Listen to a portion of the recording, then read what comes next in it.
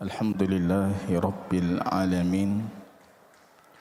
Wassalatu wassalamu ala sayyidil anbiya'i wal mursalin wa ala alihi wa sahbihi ajma'in, amma ba'du. Ikhwatal iman, a'azzani Allah wa iyyakum jami'an.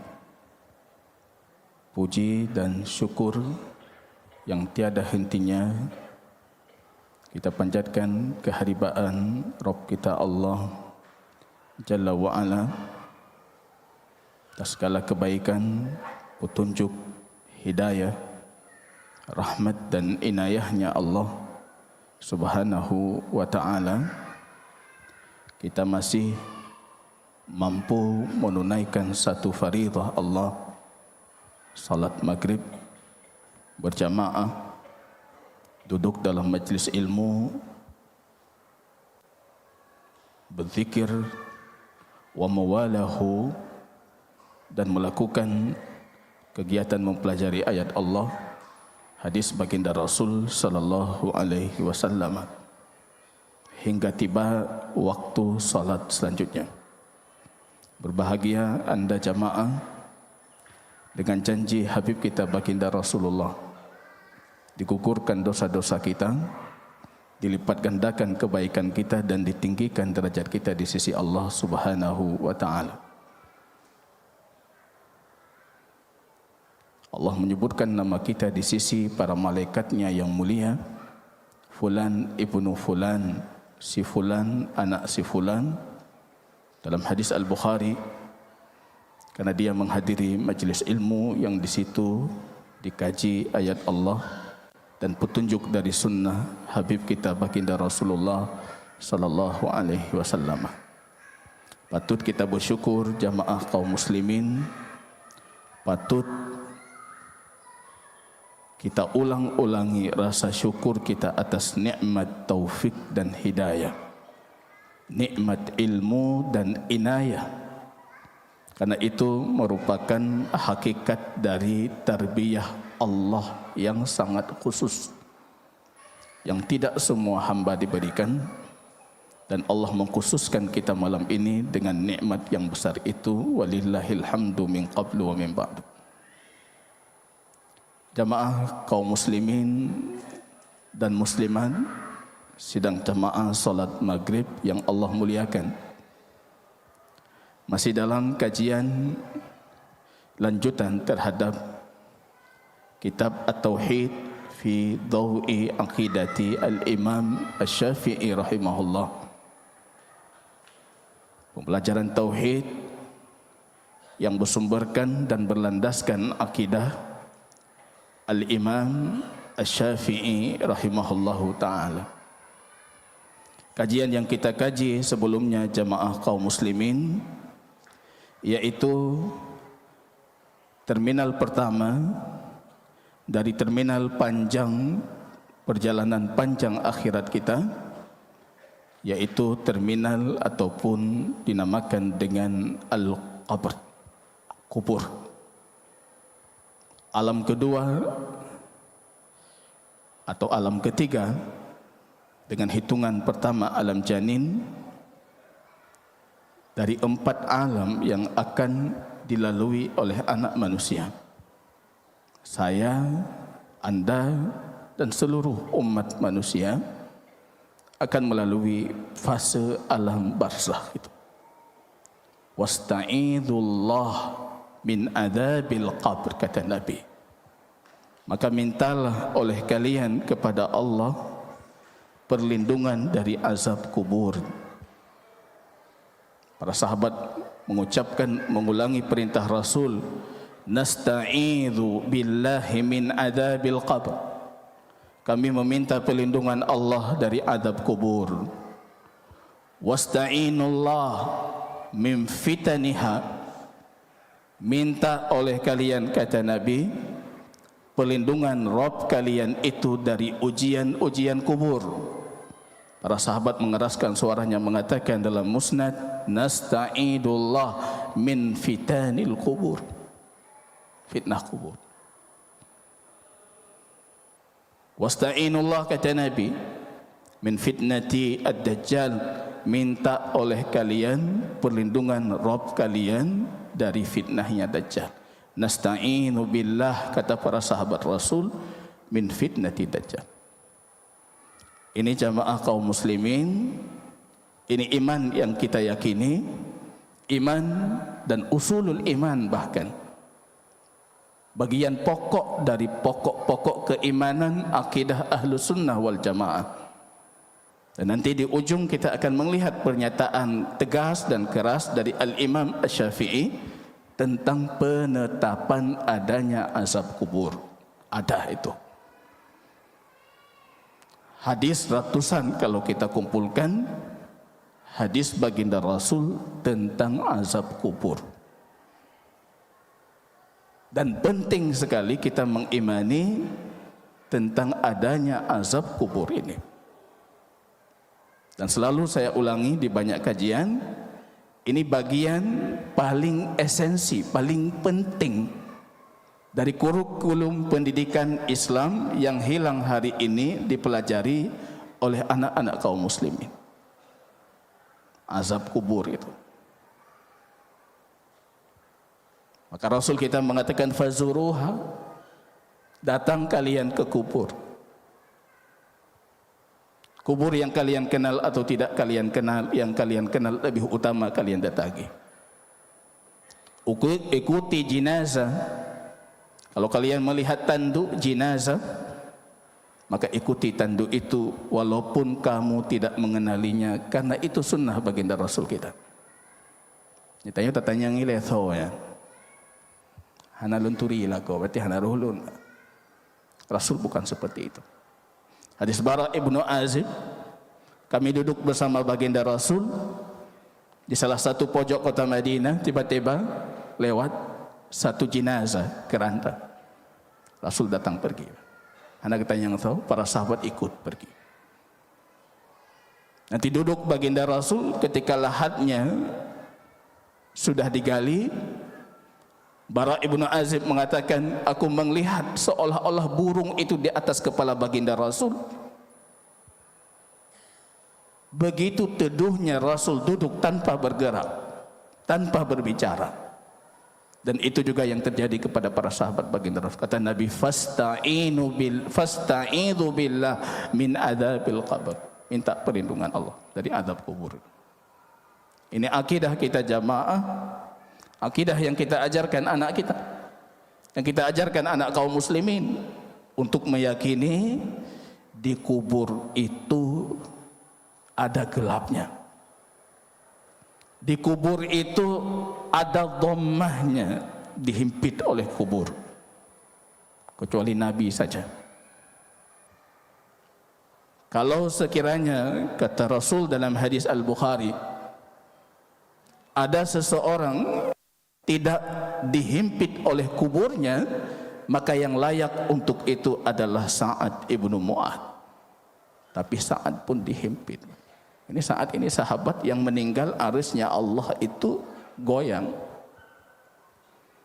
Ketika meninggalnya sahabat Rasul yang mulia Sa'ad ibnu Mu'adz. Kalau ada yang selamat, tidak dihimpit oleh kuburnya, maka yang pantas untuk itu cuma Sa'ad. Yang lain tidak apa. Berarti dihimpit oleh kubur. Akidah kita, syuhada pun dihimpit. Mukmin dilepaskan. Para ahli maksiat bisa jadi dihimpit dalam kurun waktu yang lama, dilepaskan, dihimpit, dilepaskan. Orang-orang kafir dalam kondisi terus terhimpit. Hatta takhtalifu adla'uha. Bahkan tulang rusuknya yang kiri berpindah ke kanan, yang kanan berpindah ke kiri. Kita yakini itu. Kita imani adanya fitnah kubur, ujian, cobaan, pertanyaan-pertanyaan yang ditanyakan oleh Munkar wa Nakir. Man rabbuk, wa ma dinuk, wa man nabiyyuk. Kita imani itu. Ada yang bisa menjawab dengan lantang dan jelas, Allah Rabbi, Al-Islamu dini, Muhammadun nabi wa rasuli. Ada yang cuma bisa mengatakan dulu aku pernah dengar tapi aku sudah lupa. Ada dalam musnad yang mengatakan benar jauh Muhammad, tapi tidak mampu dia menjawab itu. Kita imani itu dipukul oleh Munkar dan Nakir dalam musnad dan riwayat Abu Dawud yang panjang hingga masuk ke dalam bumi yang dalam, dikeluarkan lagi dan ditanyakan lagi. Semua bentuk azab kubur itu yang disebutkan oleh Allah, disebutkan oleh Rasul, kita imani. Ada yang diazab dengan dimasukkan, ditenggelamkan ke dalam bumi yang dalam, dikeluarkan. Kita imani itu dikubur. Imam Nawawi, Ibnu Katsir mengatakan hadis Imam Muslim yang menjulurkan kainnya di bawah mata kaki dan dia sombong melakukan itu. Khusifa bihil ardh, dimasukkan oleh Allah ke dalam bumi yang dalam, dikeluarkan, dimasukkan. Itu kita imani. Ada azab yang yufrashu lahun nar, rupanya tempat tidurnya dalam kuburnya dari api. Kita imani riwayat Musnad dan Abu Dawud. Kita imani. Yang ada kita imani, Pak. Yang tidak ada tidak perlu kita imani. Dan bukan kita menafikan adanya azab kubur. Karena ada satu tunkul tanya ke saya, Ustaz Muhajir, saya azab kubur itu kayak ragu gitu. Yang Anda ragukan apa? Misalnya kita dikubur, datang ular, digigit kita, dihipit. Itu saya juga ragu. Yang kendron mulung ragu. Karena itu tidak ada hadis dari baginda Rasul diazab dengan ular, diazab dengan ini, diazab kalajengking, macam-macam. Saya cuma mengimani apa yang Rasul sebutkan. Kalau yang ular itu bertaring bundul, kata Nabi dalam hadis Al-Bukhari, itu di dalam neraka ada hadisnya. Di kubur nggak ada. Yang punya banyak harta tapi tidak menunaikan zakat hartanya, ancamannya kata Rasul dalam hadis Al-Bukhari, emas yang dia simpan itu, perak yang dia jaga itu, Allah jadikan sebagai ular besar dalam kondisi botak, bertaring besar, botak karena racunnya penuh di mulutnya, bisanya itu penuh di kepalanya. Jangankan yang lain, dia pun tidak bisa menahan bisa itu, botak kepalanya. Itu hadisnya sahih, tapi itu di neraka. Kalau dikubur kita nggak menetapkan, kita tetapkan apa yang Rasul sebutkan. Saya rasa itu cara berakidah yang paling aman. Menyahana, tawakuf, kita berhenti. Saya tidak mengatakan ada, tidak mengatakan tidak ada. Wallahu ta'ala a'lam bishawab. Kan Rasul tidak mengatakan. Azab kubur ini jamaah kaum muslimin, kita imani dengan dalil Qur'annya. Kita imani dengan 100 hadis dari baginda Rasul kita. Kita imani dengan ijma' para ulama kita. Jangankan madhab lain, misalnya para ulama lain. Dalam madhab Syafi'i pun a'immah besarnya meyakini ada konsensus ulama, ijma' ulama adanya azab kubur. Imam Baihaqi menukilkan, Ibnu Hajar Al-Asqalani menukilkan, Imam Syafi'i nanti akan kita bacakan dalam kitab Al-Um juga menetapkan adanya azab kubur. Ada azab kubur. Ada. Dalilnya apa? Ini ayat yang kita bacakan. Qala ta'ala, ini Quran surat Ghafir 45 sampai 46. Ini menarik di sini. Pengarang buku ini menyebutkan Ghafir dari ayat 45, Pak. Kalau ulama lain sering menyebutkan langsung ayat 46. Karena kalau kita lihat dari ayat 46 yang kita bacakan tadi malam, An-naru yu'raduna 'alaiha ghuduwwan wa 'ashiyya, kata Allah. Pengikut Fir'aun itu, keluarga Fir'aun, pembesar-pembesar Mesir yang mengikuti Fir'aun, yang mengazab Musa dan kaumnya, itu pagi petang diperlihatkan kepada mereka neraka.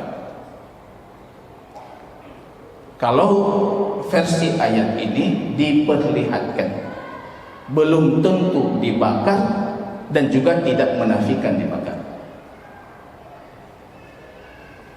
Tapi kita punya hadis yang lain yang menunjukkan kadang-kala orang dikubur juga dibakar. Ada hadis banyak. Wa yauma taqumu sa'ah, kata Allah, nanti ketika terjadi hari kiamat, adkhilu ala fir'auna ashadda 'adab, masukkan keluarga Fir'aun itu azab yang pedih. Apa kata Imam Ibnu Katsir di sini? Hadhil ayat aslun kabir. Ini dalil utama, kata beliau. Karena tadi mereka diperlihatkan neraka. Ini bagian dari azab kubur. Orang kafir itu pagi petang dinampakkan untuknya neraka, tempat duduknya nanti di hari kiamat. Para pelaku maksiat dari kalangan orang yang beriman, kalau dia Allah takdirkan untuk nerakanya, Allah dinampakkan, hilang. Kadang-kadang dimunculkan lagi, hilang, dinampakkan, dimunculkan. Azabnya tidak terus menerus, terpotong sesuai kadar amal. Begitu juga sebaliknya untuk nikmat kubur. Ada yang dalam kuburnya itu rawdatun min riyadil jannah, dia terus melihat tempat dan posisinya di surga. Ya terus dahulunya. Ada yang dinampakkan, dihilangkan, dinampakkan, dihilangkan. Begitu juga tergantung dengan amal yang kita datang menghadap Allah dengan amal itu. Imam Ibnu Katsir di sini mengatakan ayat ini dalil pokok yang dijadikan sandaran utama ahlu sunnah untuk menetapkan azab di alam barzakh, di dalam kubur mereka. Kata tadi ada dua fase dalam ayat. Yang pertama diperlihatkan kepada ahli Fir'aun itu neraka Allah pagi dan petang. Kemudian kata Allah, kalau datang hari kiamat, masukkan mereka itu ke azab yang pedih. Ini dalil ahlu sunnah. Orang yang menafikan azab kubur Mu'tazilah, Khawarij, Neo Mu'tazilah, itu orang-orang yang liberal hari ini, yang banyak mengisi pos-pos pendidikan di kampus-kampus agama kita. Mereka mengatakan tidak ada azab kubur. Dalilnya apa? Ketika kita baca dalil mereka, ayat ini juga rupanya.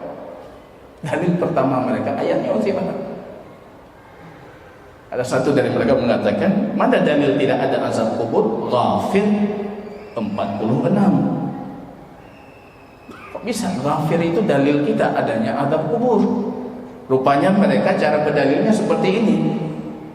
Kalau kiamat terjadi, masukkan keluarga Fir'aun itu ke dalam azab yang pedih.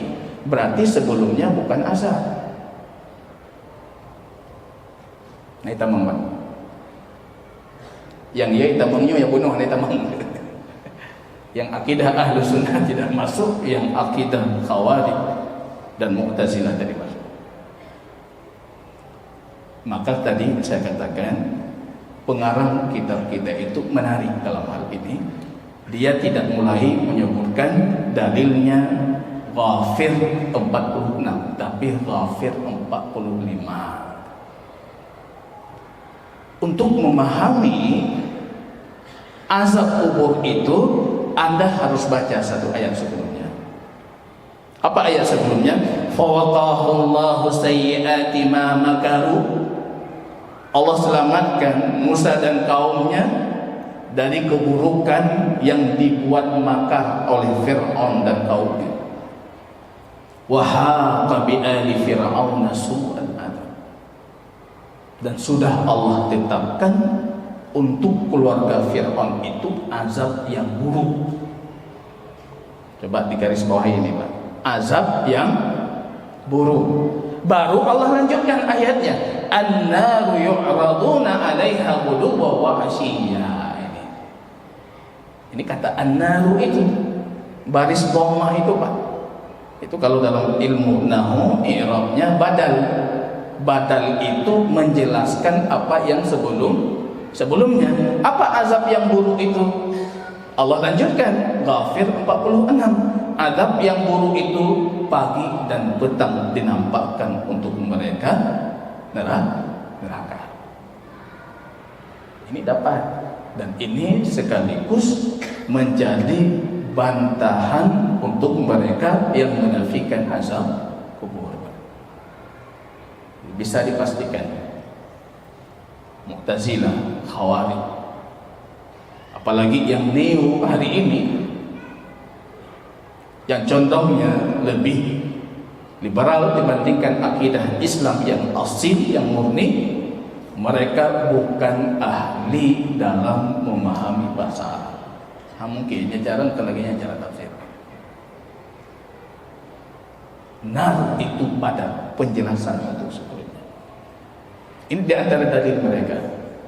Rupanya banyak dalil-dalil Quran yang mereka jadikan sebagai sandaran dalil. Salah satu, saya kemarin di minggu yang lalu ketika masuk ke dalam, ada satu jamaah kita bertanya juga. Beliau bukan bertanya meragukan, tapi beliau pernah mendengar orang menafikan azab kubur, kemudian berdalil dengan Quran surat Yasin 52. Orang dikubur itu ketika terjadi hari kiamat, apa kata mereka? Qalu ya wailana man ba'asana min marqadina hadza. Celaka kami, siapa yang membangunkan kami dari tempat tidur kami? Beliau berdalil apa? Tempat tidur, Pak. Tengah mengat-mengat, tengah tiba-tiba gubuk kaki kiamat. Di situ tidak ada azab kubur. Ini kembali kesalahan dalam memahami bahasa Arab. Allah tidak mengatakan siapa yang membangunkan kami dari tidur kami, tapi dari tempat tidur, Pak. Itu beda lagi penafsiran. Tempat tapi awaknya nggak tengok, Pak. Tanya di rumah pitering, Pak. Nah tempat mangga tempat tapi ada tengok. Marqadina bukan rukudina, itu secara bahasa. Kemudian mereka mengatakan ya wailana, celaka kami, abih kamu, itu bahasa Aceh. Celaka kami. Celaka itu lahir. Kenapa mereka mengatakan itu? Karena mereka tahu setelah ini azabnya lebih dari ini, asyadul azab. Maka mereka mengatakan celaka kami, siapa yang membangunkan kami? Dalam hadis Nabi menguraikan itu. Ahlul jannah, karena Allah nampakkan untuknya tempatnya di surga, dia selalu minta, ya Rabb aqimis sa'ah, ya Allah jadikan kiamat cepat kiamat. Ada kubur-kubur para ulama gitu, para wali-wali Allah, orang-orang mukminin, para syuhada. Misalnya Imam Syafi'i yang kita kaji akidahnya, beliau sudah dikuburnya itu berapa abad? 13 abad. 13 abad itu beliau minta kepada Rabbnya, ya Rabbi aqimis sa'ah, ya Allah jadikan kiamat cepat-cepat kiamat. Sedangkan kafir dalam kuburnya mengatakan, ya Rabbi la tuqimis sa'ah, jangan jadikan kiamat cepat-cepat. Karena dia tahu di sana lebih parah, di sana lebih dahsyat. Ini yang menjadikan mereka mengatakan ya wailana man ba'asana min marqadina hadza. Siapa yang membangkitkan kami dari tempat tidur kami? Karena dia tahu di sana dia. Imam An-Nawawi mengatakan ini bukan dalil membatalkan azab kubur, tapi dalil menetapkan adanya azab kubur. Semua dalil mereka itu sudah dijawab oleh para ulama kita. Terlepas dari itu jamaah kaum muslimin, yang mereka jadikan sandaran itu cuma pemikiran logika mereka saja yang terbatas.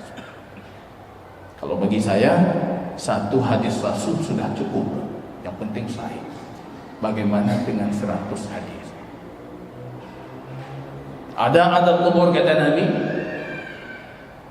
idza faraga ahadukum min salatihi falyasta'id min arba, kata Rasul. Selesai kalian salat, Nabi kita muasyati mengatakan, kalian hendaknya meminta perlindungan dari 4 perkara itu. Allahumma inni a'udzubika min adzabi jahannam, wa min adzabil qabr, dari adab kubur, wa min fitnatil mahya wal mamat, ujian kehidupan, ujian kematian, wa min fitnatil masiihid dajjal. Jangan salam kecuali itu sudah kita ucapkan. Kalau madhab Zahiri tidak sah salat kalau itu tidak diucapkan. Hanafah salat. Kalau doa tadi dia tidak. Kita yang kaji fikih, perbandingan dan komparasi madhab, kita akan mengatakan bisa jadi madhab Zahiri yang benar. Kalau saya lupa itu tidak sah salatku, saya wajibkan untuk diri saya membacakan itu. Jangan tinggalkan salatmu kecuali kamu sudah meminta perlindungan dari 4 perkara besar. Salah satu dari 4 itu min adzabil qabr, dari azab kubur. Yahudi meyakini azab kubur, Nasrani meyakini itu. Kok tiba-tiba ada sebagian yang mengaku dirinya muslim tidak meyakini ini? Ada azab kubur. Hadis Rasul mutawatir, bukan ahad, bukan 1-2 hadis, mutawatir, banyak sekali hadis. Mungkin kalau kita kaji para sahabat yang meriwayatkan tentang azab kubur, lebih 40 sahabat.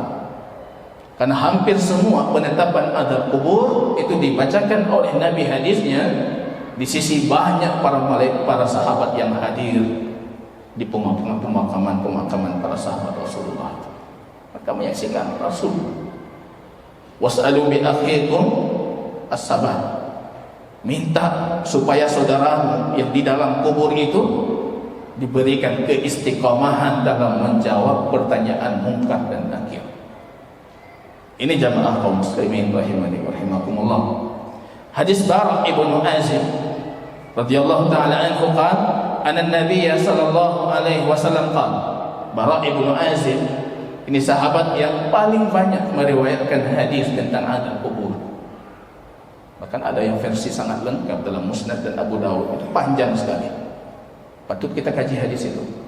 Dari semenjak ruh keluar dari jasad kita, nanti kemana tempat ruhnya itu didetailkan dalam hadis. Berarti azab kubur itu kebanyakannya terjadi kepada ruh, dan kadangkala terjadi kepada jasad dan ruh. Tu'adu ilaihi ruhuhu, dalam hadis Abu Daud, kadangkala ada waktu-waktu ruh itu dikembalikan ke jasadnya. Salah satu di antara waktu yang disebutkan itu ketika datang munkar dan nakir. Kalau ada yang mengatakan kami melihat kubur kok tidak berubah, tidak ada apa-apa. Ada yang berupaya dan pernah berupaya memasukkan pengeras suara ke dalam kubur, kok tidak ada keluar suara apa-apa. Nabi kita sudah mengatakan sebelumnya, kalau sekiranya Allah izinkan itu, maka kalian akan jatuh tersungkur mendengar azab para ahli kubur. Ada demikian kalimat. Alhamdulillah itu tidak diperdengarkan. Cukup binatang saja yang mendengar. Dan mereka punya kemampuan untuk itu. Yang mana kata Imam Ibnu Jauzi, itu kebiasaan masyarakat Syiah, itu Karamitah yang ada di Suriah. Kalau di Syam, mereka kalau untanya sakit perut, yang dia harus memuntahkan apa yang ada di dalam perutnya, mereka akan mengikat untanya di kuburan-kuburan Yahudi. Unta ikat di kuburan Yahudi, di grup-grup. Begitu dahsyat azab yang dia mengeluarkan makanan yang ada di dalam tubuhnya, sehat kembali untanya. Itu kebiasaan Syiah Karamitah. Tanya anak dia banyak. Kira lain benar tuan bentuknya hanya tinggal. Ini jamaah kaum muslimin rahimani wa rahimakumullah. idza aq'ada al-mu'min fi qabrihi aw uq'ida al-mu'minu fi qabrihi utiya. Ketika mukmin itu sudah diletakkan di kuburnya, akan datang malaikat yang akan meminta kepada dia untuk mempersaksikan la ilaha illallah Muhammad Rasulullah, dan Rasul mengatakan itulah maksud firman Allah, yusabbitullahu alladhina amanu bil qawli sabit. Allah tetapkan orang yang beriman itu dengan ucapan yang kokoh, jawaban yang istiqamah. Enggak ragu-ragu dia mengatakan Rabbi Allah, Nabi Muhammad, agamaku Islam. Bagaimana bisa kita mendapatkan keistiqamahan di kubur ini? Di dunia pun kita ragu untuk mengatakan agamaku Islam. Nah yang malik, agama yang tinggi, malik dia mengatakan saya Muslim. Ini baju agamaku. Aku menutup aurat sesuai perintah agamaku. Siapa yang bangga dengan identitas agamanya? Siapa yang bangga dengan identitas Rasulnya, Pak? Dengan identitas Rabbnya, Pak? Jangan harap ini kita dapatkan keistiqamahan kalau di dunia kita tidak mau memberikan untuk itu. Nazalat fi adabil qabr, kata Bara Ibnu Azim. Ayat ini turun berkaitan dengan azab kubur. Marrabbu Rabbi Allah wa Nabi Muhammad sallallahu alaihi wasallam. Ini sedang disebutkan beberapa hadis yang menunjukkan tentang adanya azab kubur. Hadis Auf Ibnu Malik radhiyallahu taala anhu, shalla Rasulullah sallallahu alaihi wasallam ala janazatin. Baginda Rasul salat jenazah. Aku menghafal darinya doanya ketika beliau salat jenazah. Wa huwa yaqul, dan ini tradisi baginda Rasul. Kadangkala doa salatnya itu beliau keraskan suaranya supaya didengar oleh makmum di belakangnya dan mereka menghafal doa yang beliau bacakan. Alhamdulillah para sahabat Rasul itu manusia-manusia cerdas. Tiga gedengar gafai. Cuma nyatanya makmum kamu karang Nabi. Padim ke salat jenazah baru tahfai doa yang paling. Salah satu doa yang dihafal itu oleh Auf Ibnu Malik, Allahumma ighfir lahu. Nah, ada juga doa ini. Ya Allah, ampunkan lahu. Kalau anda madhab Syafi'i, tidak boleh doa salat jenazah itu doa umum, tetap harus dikhususkan semai. Kalau enggak ada belum salat. Allahumma ighfir lahu warhamhu wa'afihi wa'fu anhu wa akrim nuzulahu, sampai akhir.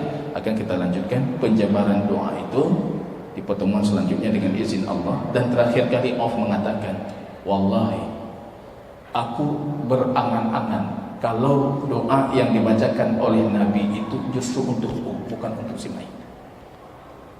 Karena begitu hebatnya arti doa yang dibacakan. Saya juga sebelum pernah membaca hadis ini, ketika membaca doa itu kejadian halung. Rupanya kita dapati para sahabat juga mengatakan seperti itu. Kalau sekiranya aku di posisi Sinai, karena doa baginda Rasul itu adalah kesejahteraan untuk ahli kubur.